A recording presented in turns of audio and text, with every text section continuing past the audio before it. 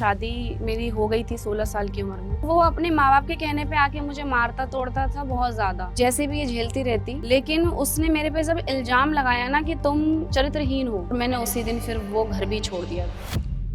पापा ने सीधे यही बोल दिया था कि तुम हमारी नाक कटा रही हो, तुम्हें वहीं रहना चाहिए। जब मैंने अपनी लाइफ के बारे में रील्स बना के डाली तो वो एक रात में 4 मिलियन गई थी। मैं इस टाइम मॉडलिंग में अपनी करियर बना रही हूँ।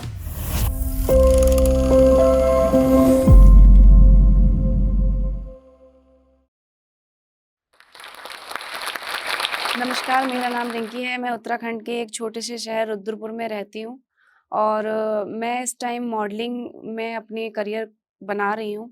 मेरी शादी बहुत छोटी उम्र में हो गई थी क्योंकि एक गाँव से होने की वजह से गाँव में ये होता है कि लड़कियों को 16-17 साल की एज में ऐसा समझा जाता है कि वो कितनी बड़ी हो चुकी हैं। तो पापा-मम्मी ने भी यही सोचा और शादी मेरी हो गई थी 16 साल की उम्र में। शादी जब हुई तो मतलब सोचा था कि अच्छा होगा, सब कुछ ससुराल है, बढ़िया है। हर लड़की चाहती है कि हाँ, शादी होगी तो शादी के बाद सब कुछ अच्छा ही होगा, वहाँ पे ऐसे रहेंगे, वैसे रहेंगे। मतलब हमें बहुत खुशियाँ मिलेंगी, ससुराल में प्यार मिलेगा। मेरी शादी हुई तो शादी के दूसरे दिन की बात अगर मैं बताऊँ, तो मुझे गाड़ी से उतारा तक नहीं गया था, इसलिए क्योंकि मेरे पापा ने उनकी दहेज की माँग पूरी नहीं की थी और जो रस्में होती हैं, वो तक भी नहीं करवाई थी। धीरे-धीरे ताने ऐसे बढ़ते चले गए कि तुम अपने बाप के घर से लाई क्या हो? तुम किसी लायक नहीं हो, करती क्या हो? तुम्हारे पापा ने ये नहीं दिया तो हम तुम्हें घर नहीं देंगे। 1 महीने के बाद ही मुझे घर से निकाल दिया गया। उस वक़्त हस्बैंड माँ-बाप का कहना ही मानता था, लेकिन कहीं न कहीं मेरे दबाव की वज़ह से कि परिवार क्या बोलेगा मेरा, वो मेरे साथ रह रहा था। लेकिन हमेशा उसने अपने ही परिवार की सुनी, कभी मेरी नहीं सुनी। और फिर 1 साल बीता, 2 साल बीता, सोचा कि चीज़ें सुधर जाएँगी, फिर दबाव आता है समाज का कि एक आध बच्चा हो जाएगा तो शायद चीज़ें सँभल जाएँगी। मेरे बेटे का जब जन्म हुआ तो मुझे लगा था कि कहते हैं लड़के का जन्म होना परिवार में बहुत सी खुशियाँ लाता है। मुझे लगा शायद ससुराल वालों को अच्छा लगेगा कि लड़का हुआ है, वो मुझसे आके बात करेंगे, मेरे बेटे को भी अपनाएँगे। पर उन्होंने मेरे बेटे को भी देखना पसंद नहीं करा, क्योंकि मैं उनकी दहेज की माँगों को पूरी नहीं कर पाई थी, इसलिए उन्होंने मुझे ये तक बोल दिया था कि ये बेटा हमारा है ही नहीं। मुझे नाजायज़ बता दिया गया था मेरे बेटे को। उस वक़्त भी हस्बैंड ने मेरे अपने माँ-बाप का कहना नहीं सुना, मतलब माँ-बाप का कहना माना, मेरा साथ नहीं दिया। फिर मैं ये सोच के रहती रही कि चलो कोई नहीं, जैसा भी है, अब तो बेटा है, इसके सहारे रहूँगी, चीज़ें सुनूँगी, समझूँगी, कभी ना कभी तो चीज़ें सँभल जाएँगी, सुधर जाएगा। लेकिन एक टाइम पे ना चीज़ें ऐसी होने लगी थी कि मुझे लगता है कि जो हस्बैंड लोग हैं ना, उनको ये लगता है कि शादी हो गई तो हक है हमारा, हम कुछ भी कर सकते हैं, कैसे भी तोड़ सकते हैं, कैसे भी मार सकते हैं और ये जाएगी कहाँ? क्योंकि अब तो बेटा है ना इसके पास में। तो उन्होंने अपने माँ-बाप के कहने पे मुझे मारना-पीटना भी शुरू कर दिया। एक टाइम तो ऐसा आया कि मैं कुछ भी करती थी, तो क्यों किया? किसी से भी बात करती थी तो क्यों की? कहीं पे भी जाती थी तो क्यों जा रही हो? ये चीज़ों के सवाल मेरे ऊपर खड़े हो जाते थे। अगर मैंने किसी को भाई भी बोला तो उसको भी उसने मेरा आशिक बता दिया। मेरे बेटे की ज़िम्मेदारी से लेकर हर चीज़ का खर्चा मैंने कैसे उठाया वो मुझे मालूम है, क्योंकि वो मुझे पैसे तक नहीं देता था कि अपने आप करो जो करना है। तो मेरे पापा के यहाँ से मैं सिलाई सीखी हुई थी, जिससे मैंने मशीन खरीदी और पापा ने ही दिलाई थी पहली बात तो। तो कहीं न कहीं फिर उससे मैंने स्टिचिंग शुरू की, सिलाई का काम किया और अपने घर का सारा खर्चा चलाना, बच्चे की रिस्पॉन्सिबिलिटी उठाना, ये सब। जब घर में सारे ही काम औरत करने लगेगी तो आदमी का अचार तो पड़ेगा नहीं। तो फिर मुझे ऐसा फ़ील होने लगा कि मैं इस बोझ में क्यों जीऊँ, जब मैं सारे खर्चे खुद उठा रही हूँ, बच्चे का खर्चा खुद उठा रही हूँ, तो फिर मैं इस इंसान के साथ क्यों रहूँ जो मेरा है ही नहीं, जो मेरा साथ देता ही नहीं है। तो फिर मैंने कहीं न कहीं उससे अलग होने के बारे में सोचा और जब मैंने ये डिसीज़न लिया, तो सबसे पहला सवाल जो मेरे लिए आया था, वो ये आया था कि तूने कोई और देख रखा है, इसीलिए तू मुझे छोड़ रही है। और फिर मैंने ये चीज़ भी एक्सेप्ट कर ली कहीं न कहीं। मैंने कहा ठीक है, जैसा तू आज तक सोचता आया है वैसे ही सोचेगा मेरे लिए। अच्छा तो सोच नहीं सकता, अगर तुझे ऐसा लगता है तो ठीक है, पर मेरे को तेरे साथ नहीं रहना है। फिर ये फैसला मैंने अपने पापा-मम्मी को भी बताया। अब माँ-बाप हैं, उन्होंने तो शादी कर दी, तो कहीं न कहीं उनको ऐसा लग रहा था कि रिश्ते टूटे नहीं जाते, चिड़िया जो होती है उसको वहीं रहना पड़ता है, बेटियों का घर ससुराल होता है, गुड्डा-गुड़ियों का खेल नहीं होता शादी। पापा ने सीधे यही बोल दिया था कि तुम हमारी नाक कटा रही हो और तुम्हें वहीं रहना चाहिए, क्योंकि लड़कियों का घर जो होता है, वो ससुराल में ही होता है। तो मैंने उस वक़्त अपने पापा से एक ही बात बोली कि मैंने आपकी खुशी के लिए उस वक़्त भी कुछ नहीं बोला था, आपने जैसा बोला मैंने शादी की, उस रिश्ते में रही मैं 8 साल उस रिश्ते में रही। अगर सुधरने वाला इंसान होता तो वो उसी दिन सुधर जाता, पर वो 8 साल के मौके के बाद भी अगर नहीं सुधर रहा है और अगर अब तुम्हारी बेटी तुम्हारे पास आकर ये बात बोल रही है कि वो नहीं रह सकती तुम्हारे साथ, तो तुम्हें फिर उसका साथ देना चाहिए। अगर तुम्हें अपनी इज़्ज़त प्यारी है तो अपनी इज़्ज़त को लेकर बैठे रहो और मेरी अर्थी का इंतज़ाम कर लेना फिर यही है। मैंने उनको ये लास्ट शब्द बोले थे।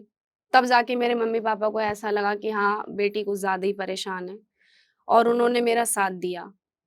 फिर मैं उससे इंसान से अलग हुई। लेकिन जब मैं अलग हुई तो इतना आसान नहीं था मेरे लिए अलग होना। मुझे लोगों ने बहुत ताने कसे कि अकेले बिना आदमी के तुम रह नहीं पाओगी, तुम कुछ कर नहीं पाओगी, ये दुनिया ऐसे देखती है, ये दुनिया वैसे देखती है, गलत नज़रिए से देखती है, तुम्हारा फ़ायदा उठाया जाएगा। हर तरीके की बातें मुझे बोली गईं, पर उनके बोलने से कुछ नहीं होता। मुझे खुद पर विश्वास था कि मैं कुछ करूँगी और मैंने फिर मैं फ़ोन पे रील्स बनाती थी पहले। तो रील्स से मुझे कुछ अच्छा रिस्पॉन्स मिलता नहीं था। तो रील देखते-देखते एक दिन मेरी फ़ीड पे ना मॉडलिंग की बहुत सारे जो हैं रील्स आ रही थी और मुझे इंटरेस्ट आया कि क्यों ना जब छोटे-छोटे शहर से लोग अपने सपने को पूरा करने के लिए वहाँ तक जा सकते हैं, तो मुझ में भी वो टैलेंट है कि मैं कर सकती हूँ। और फिर मैंने घर पे प्रैक्टिस शुरू की, देखी मॉडलिंग वीडियोज़ देखी, मॉडलिंग में कैसे क्या होता है, ये सब कुछ जाना और उसके बाद फिर मैंने जो है जब स्टार्ट किया फ़ोन पे, तो मेरी जो रील्स हैं वो अच्छी तो नहीं गई लेकिन मुझे कहीं न कहीं से एक ऐसा अपॉर्च्युनिटी मिला कि मैं वहाँ तक पहुँची। फिर उससे भी मुझे अच्छा रिस्पॉन्स नहीं मिला। फिर मेरे दिमाग में एक दिन ऐसे ही आया कि मैं अपने फ़ोन में अपनी लाइफ़ को बताती हूँ कि मेरी लाइफ़ में हुआ क्या। और जब मैंने अपनी लाइफ़ के बारे में रील्स बना के डाली अपनी आईडी पे, तो वो एक रात में 4 मिलियन गई थी। और फिर धीरे-धीरे, धीरे-धीरे अभी भी उसकी ग्रोथ अच्छी हो रही है और फिर उसी रील के ज़रिए मुझे बहुत सारी चीज़ें अचीव होने लगीं। लोगों ने मुझसे खुद से कॉन्टैक्ट करना शुरू किया। मुझे मॉडलिंग में भी बहुत अच्छे रिस्पॉन्स मिले और आज ऐसा टाइम है कि आज लोग खुद से आके बात करते हैं। जो लोग ताने वाल बोल रहे थे ना, वो भी आज अच्छा ही बोलते हैं। मम्मी-पापा भी बहुत सपोर्ट कर रहे हैं। कई बार ऐसा होता है कि लोग गालियाँ भी देते हैं, तो उस पर मुझे ध्यान देना नहीं है, क्योंकि लोगों का काम है, हमारा काम है बस अपना काम करते रहना।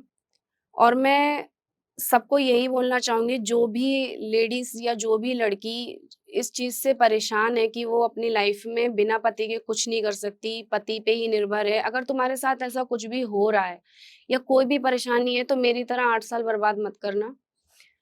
क्योंकि जो इंसान 1 साल में नहीं सुधरा, वो 8 साल में भी नहीं सुधरेगा। तो मेरी तरफ से मैं यही सबको मोटिवेशन देना चाहूँगी कि अपने आप को पहचानो कि आप में भी वो पावर है कि आप कुछ कर सकते हो, आगे बढ़ सकते हो। मैं मम्मी-पापा के दबाव पे वहाँ रहती थी, कि मैं अगर यहाँ से निकली, तो शायद मुझे बहुत सी बदनामियाँ मिल जाएँगी, मेरे बेटे का क्या होगा, बेटे को कौन देखेगा और लोग मुझ पे गलत इल्ज़ाम लगाएँगे, इसलिए मैं उस रिश्ते में रहती रही बस। फिर मेरे साथ जब कुछ ज़्यादा ही चीज़ें होने लगी ना, कि मुझ पे शक आने लगे कि बहुत ज़्यादा कि तुम कहीं न कहीं और हो, हमारा कहना नहीं मानती हो। उसने एक दिन मुझे क्या किया कि मारा बहुत ज़्यादा। इस बात पे मारा था कि मैं रील क्यों बना रही हूँ और मैं अगर किसी से भी बात करती थी, तो उस पर भी उसने इल्ज़ाम लगाने स्टार्ट कर दिए थे। जब मुझे मैं वैसे अभी भी रहती रहती उसके साथ, ऐसी कोई बात नहीं थी। जैसे भी ये झेलती रहती, लेकिन उसने मेरे पे जब इल्ज़ाम लगाया ना कि तुम जो हो चरित्रहीन हो। तब जाके मैंने ये निर्णय लिया कि अब मैं 8 साल बर्बाद कर चुकी हूँ, अब नहीं करूँगी। तब जाके ये फैसला लिया था मैंने।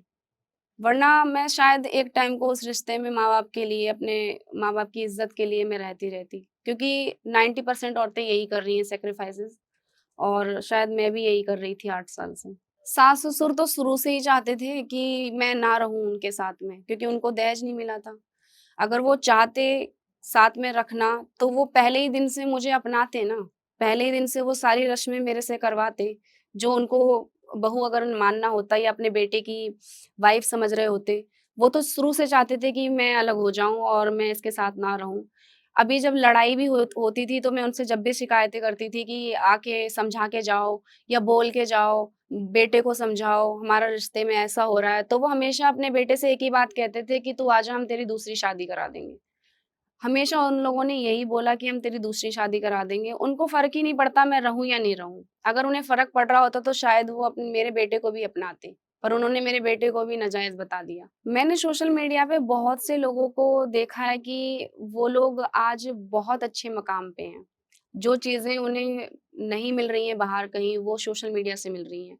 तो इसीलिए मैंने सोशल मीडिया पे रील्स बनाना स्टार्ट किया था कि एक दिन मैं भी वायरल होंगी, एक दिन मैं भी पैसा कमाऊँगी, या मेरे भी पास फ़ेम होगा, नेम होगा, मुझे लोग जानेंगे। क्योंकि उस रिश्ते में रहते हुए मुझे एक ही चीज़ सुनने को मिलती थी कि तुम हो क्या? तुम कुछ नहीं हो, तुम कुछ कर ही नहीं सकती। तो शायद ये सब कुछ मेरे से बदले की भावना में मान लो, या जोश में मान लो कि मैं कुछ कर सकती हूँ, इसलिए मैं ये सब करती थी। रील बनाने से या मॉडलिंग जर्नी में आने से मुझे कोलैबोरेशन आते हैं, प्रमोशन आते हैं और शूट मिलते हैं। तो उससे अभी हो जाती है इतनी कि मैं अपना सर्वाइव कर पाऊँ अच्छे से, अपने बेटे को अपना परवरिश अच्छे से जो है अपने बेटे की कर पाऊँ, तो अपना खर्चा उठा पाऊँ, इतना मैं भी कर लेती हूँ। पहले जो मुझे ताने मिलते थे कि मतलब तुम कुछ नहीं कर सकती ये वो, तो उसी जुनून में तो ये सब किया था, लेकिन आज जब मैं इस मुकाम पे हूँ ना, तो मुझे ऐसा लगता है कि सच में मैंने खुद को पहले क्यों नहीं पहचाना? मैंने ये 8 साल बर्बाद क्यों किए?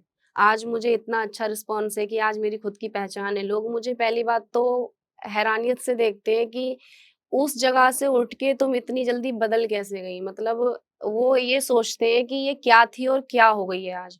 मुझे पहचान ही नहीं पाते, मुझे बोलते ही नहीं है कि तुम एक बच्चे की माँ भी होगी। मतलब इतनी ज़्यादा पहचान आज, इतना प्यार मिलता है, बहुत ज़्यादा।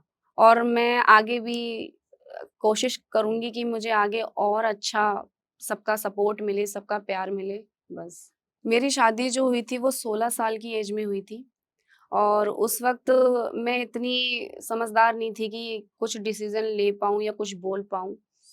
बाकी जो मेरा उस रिश्ते में रहते हुए जो मुझे प्रॉब्लम्स का सामना करना पड़ा, सबसे पहली बात तो इंसान को लाठी की मार जो होती है वो बर्दाश्त हो जाती है, कि इंसान बाहर की चोट से बर्दाश्त कर लेता है, बाहरी चोट से दवा करके कैसे भी करके अपने आप को उभार लेता है। लेकिन मुझे जो हर वक़्त टॉन्ट पड़ते थे ना कि तू कुछ नहीं कर सकती, तू बेकार है, तेरे घर से ये नहीं मिला, वो नहीं मिला, तो मुझे कहीं न कहीं अगर सबसे ज़्यादा परेशानी हुई तो मैं माइग्रेन की शिकार हुई थी। 3 साल मैं माइग्रेन से इतना परेशान रही थी कि हर दिन मेरी दवा चलती थी, हर दिन। और किसी दिन ऐसा नहीं होता था जिस दिन मैं मतलब दवा खा के नहीं सो रही होती थी।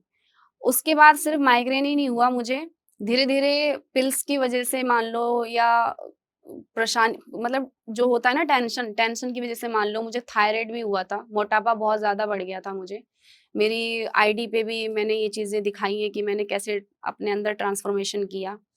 तो मुझे थायराइड भी हुआ, माइग्रेन भी हुआ, और इस 8 सालों में मैंने मतलब वो सब कुछ झेल लिया, जो हर कोई नहीं झेल सकता। रहा सवाल इस रिश्ते से निकलने का, तो लास्ट जो बात थी ना, जो मेरे दिल को सबसे ज़्यादा झंझोड़ गई थी, कि अगर मैं गलत होती, तो मैं 8 साल रहती ही नहीं ना तुम्हारे साथ में, मैं क्यों रह रही थी? मैं अपने माँ-बाप की इज़्ज़त की खातिर रह रही थी। पर तुमने उस चीज़ को भी नज़रअंदाज़ करके मेरे पे जो सबसे बड़ा इल्ज़ाम लगाया कि तू चरित्रहीन है, तेरे 10,000 आशिक हैं, तू इससे बात करती है, तू उससे बात करती है। मतलब मैं अगर अपने काम को लेके बात करूँ, मैं अगर अपने भाइयों से भी बात करूँ, तो उसको तो मेरा आशिक बना देता था। तू चाहे बाहर कुछ भी करे, तो मैं कुछ कहने लायक नहीं थी। तो ये चीज़ मुझे सबसे ज़्यादा हर्ट कर गई कि अब नहीं हो पाएगा मुझसे।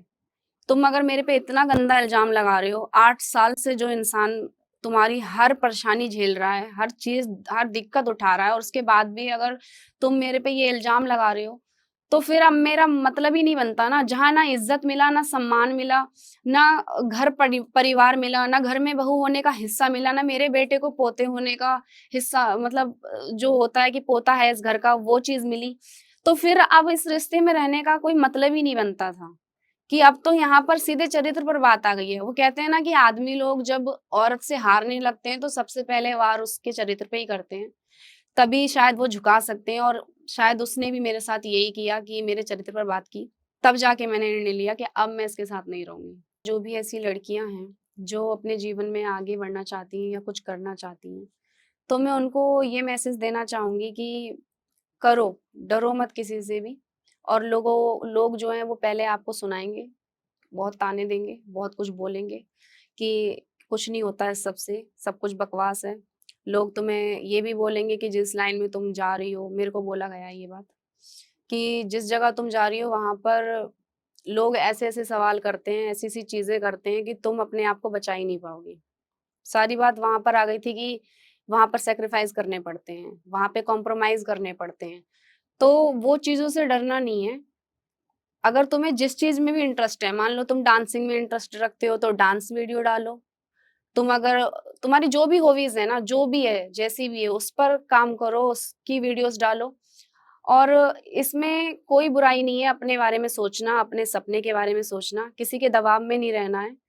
ये मैं मोटिवेशन देना चाहूँगी, सबको बोलना चाहूँगी और करो बस।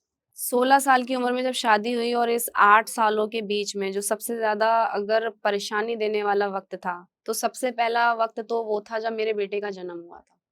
मेरे बेटे के जन्म के टाइम पे मेरा बेटा 12 दिन नर्सरी में रहा था और उस बीच मेरे साथ कोई भी नहीं था, सिर्फ़ मेरी माँ के।